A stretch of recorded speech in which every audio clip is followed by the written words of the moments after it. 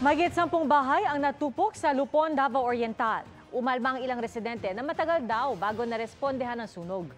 Nakatutok si Jandy Esteban ng GMA Regional TV, 1 Mindanao. Sa marayak ni Mams, Diyos ko.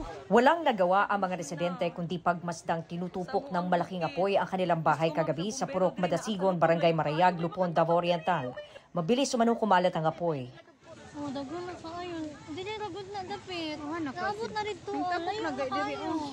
Ang reklamo ng ilang residente, matagal umanong narespondehan ng sunog. Sagot naman ng Lupon Fire Station, malayo raw kasi ang lugar kaya umabot ng 1.5 oras ang biyahe. Medyo malayo yun sa kanila, yung barangay. Dito sa munisipyo, sa LTO namin, travel namin ng mga almost 1.5 hours, almost 63 kilometers at layo. Pagdating namin doon, ang nag-responde yung nearest municipality, which is Mati. Pagdating namin mo, wala na talaga, lalo na. Gawa sa light materials at dikit-dikit umano ang mga bahay kaya mabilis kumalat ang apoy. Mahigit 10 bahay ang natupok. Ano po yung cause ng fire, sir?